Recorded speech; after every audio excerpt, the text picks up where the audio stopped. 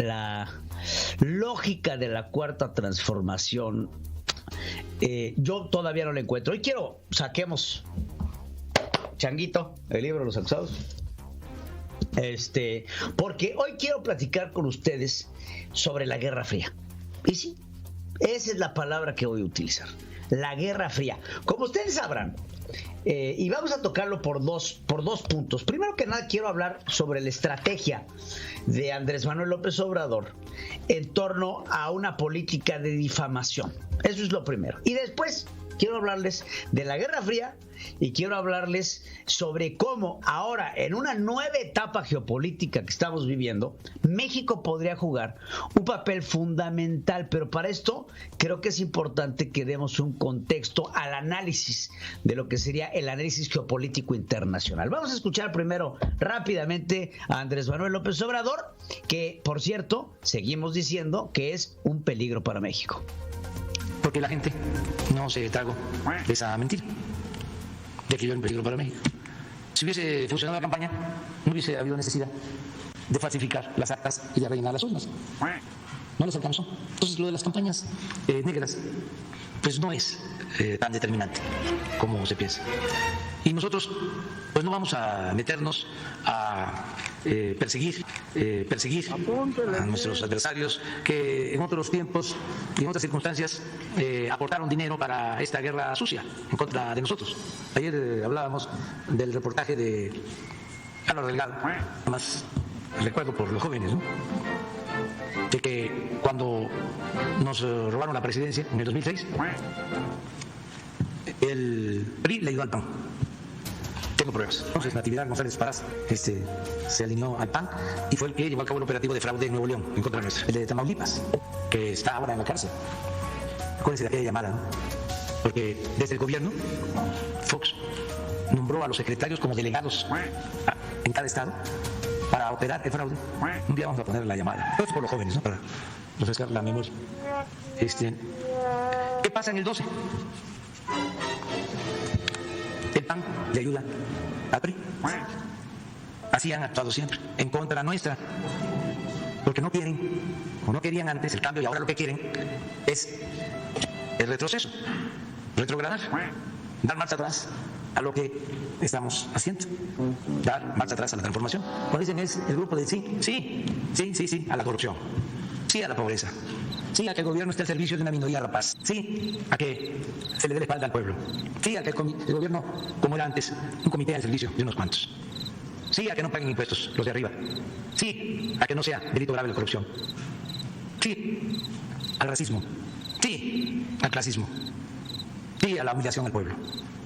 Además que ya son otras condiciones. Entonces, por eso va a ser la gente, los ciudadanos, los que van a decidir. En la historia de México, en las distintas etapas, han habido dos agrupamientos, los conservadores y los liberales. Está muy bien, porque son tiempos de definición. Son tiempos de definición, definitivamente, que son tiempos de definición. Y bueno, el presidente que busca acabar con las descalificaciones descalificando. Parece ser que se ve al espejo él mismo y él mismo se está describiendo. Qué difícil ha de ser tú, Andrés Manuel. La estrategia de decir que fuiste un peligro para México es que no fuiste un peligro para México, es que eres un peligro para México. Y no por ser presidente de México dejas de ser un peligro para el país.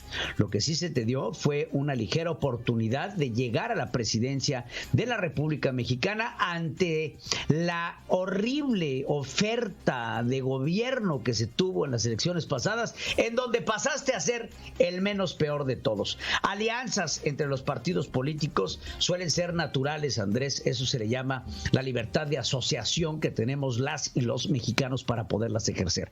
Hablar de Álvaro Cueva y ponerlo como referente de periodismo es tan miserable como el mismo que escribe, porque Álvaro ha demostrado que tiene todo menos la imparcialidad que se requiere para ser un buen periodista. Álvaro es uno de los pagados por Jesús Ramírez Cuevas, el hombre que encabeza tu dirección de comunicación social social y que hasta hace poco fue acusado por un medio de comunicación de utilizar recursos y empresas falsas para publicar este periodiquito llamado Regeneración. Una estrategia, Andrés, de la cual tú no eres ajeno. Es así como en algún momento en las elecciones del 2006 se formó ¿cómo se llamaba? El Sendero del Peje, este periodiquito que también encabezado por otro periodistucha que tú contrataste de nombre Federico Arriola, que acabó con un portal de nombre Sendero del Peje o SDP Noticias, que le vendió por una cantidad multimillonaria a Televisa, sin saber aún si el señor Arriola acabó pagando los impuestos por el traslado de la propiedad. Lo pongo ahí a discreción del que lo escuche.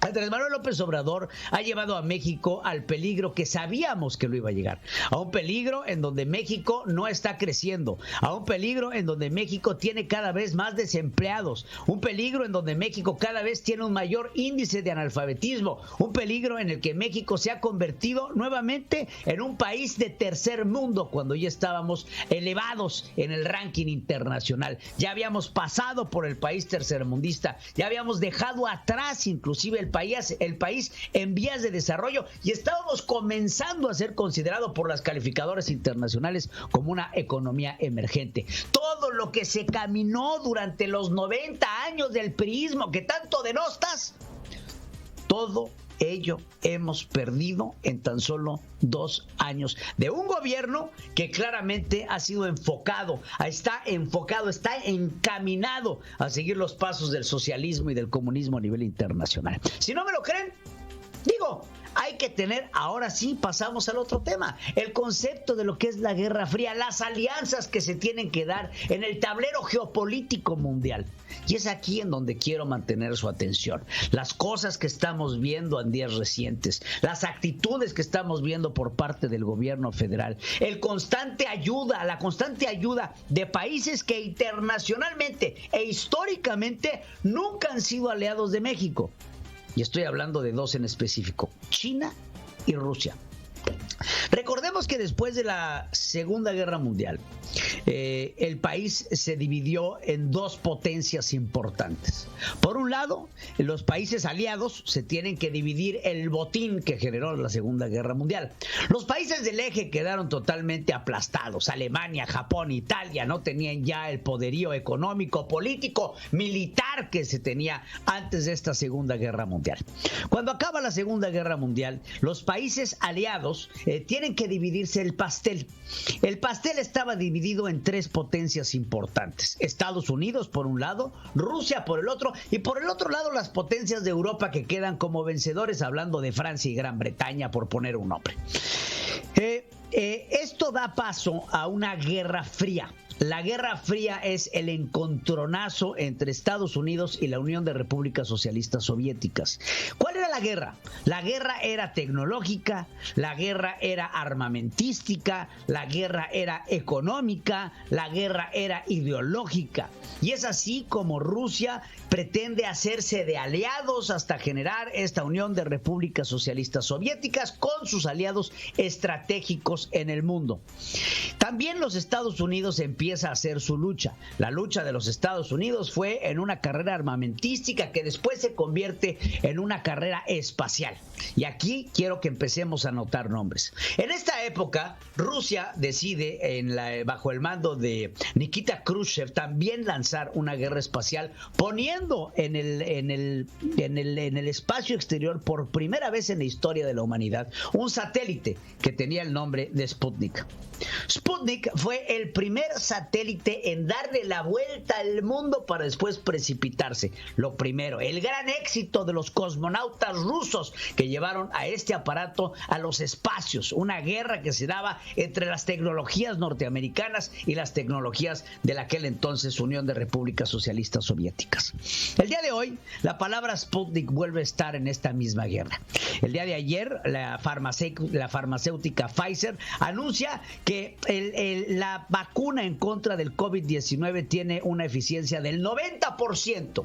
Al día siguiente, los rusos, que tienen una vacuna cuyo nombre es Sputnik 5, salen a decir que esta vacuna tiene una eficiencia del 92%. Una diferencia del 2%, pero una diferencia que le da una clara ventaja a los rusos.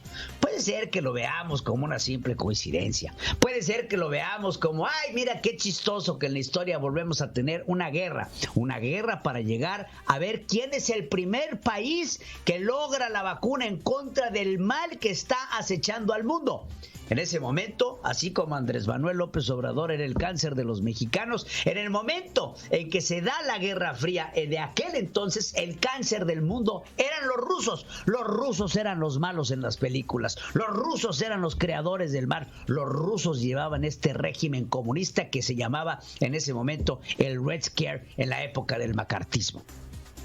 Lo traemos a la actualidad y vemos esta guerra confrontacional para llegar a salvar al mundo nuevamente. El mundo necesita un salvador. El salvador será aquel que traiga la vacuna eficiente y salve a todo el mundo de este horrible mal que es el coronavirus. Esta es la guerra que se tiene hoy por hoy entre Estados Unidos y Rusia, en donde México tendrá un papel fundamental. México está haciendo una transición hacia el comunismo, buscando y echando mano de China y de Rusia para no tener que depender de los Estados Unidos, el vecino del norte del que tanto dependemos en petróleo, en remesas, en turismo, en compra de excedentes petroleros. Dependemos de los Estados Unidos. En su momento, cuando la Guerra Fría, los cubanos emprendieron una revolución comunista en donde Fidel Castro quiso echar mano de Kennedy. Fue a verlo en esta primera visita que hace a los Estados Unidos el comandante Fidel Velázquez, y entonces llega Fidel y como Kennedy no lo recibe, se voltea hacia los rusos ante el desazón de los norteamericanos y hace una alianza con Nikita Khrushchev, lo que deriva en incidentes como Bahía de Cochinos o la guerra de los misiles. Puede ser que esto no tenga nada que ver, puede ser que esto sea una mera coincidencia. El hecho está en que hoy por hoy el presidente de México no quiere reconocer la victoria de Joe Biden, no quiere estrechar la mano que nos da de comer a los mexicanos en tantos y tantos ámbitos. ¿Por qué? Porque cree que la alianza con Rusia y la unión estratégica con China nos van a sacar adelante. Sin embargo, ¿qué tenemos los chinos y los mexicanos de relación? ¿Qué tenemos los mexicanos y los rusos de relación? No hay una relación de comercio, no hay una relación bicultural, no hay una estrecha relación inclusive entre las familias que viven al norte y al sur. Rusia está hasta allá, China está hasta allá, Estados Unidos está aquí, nuestros hermanos están en el norte. Sin embargo, México está apostando por ver sus ojos en Rusia. Se niega a fortalecer la relación con los norteamericanos mientras fortalece todos los días la relación con los rusos. El día de hoy, Marcelo Ebrard Casaubon lanza un mensaje importante hacia Rusia, agradeciéndoles el apoyo que envían desde Rusia para darle de comer a las personas que están teniendo tantos males en Tabasco. Veamos. No. Al que insulta. Eso no es. Pónganme el tuit de Marcelo, por favor. Por eso es importante escucharme cuando estoy hablando, chavos. Pónganme el tuit de Marcelo. Ahí está. Entonces dice: gracias a la Federación Rusa y al embajador Corneli por su apoyo para Tabasco y Chiapas en estos momentos tan difíciles. ¿Qué le cuesta al canciller mexicano encargado de las relaciones internacionales poner un tuit de parte de los mexicanos felicitando a Joe Biden por su posible elección como presidente de los Estados Unidos? ¿Qué le cuesta tener este gesto que sí está teniendo con los rusos o que tuvo en su momento con los bolivianos?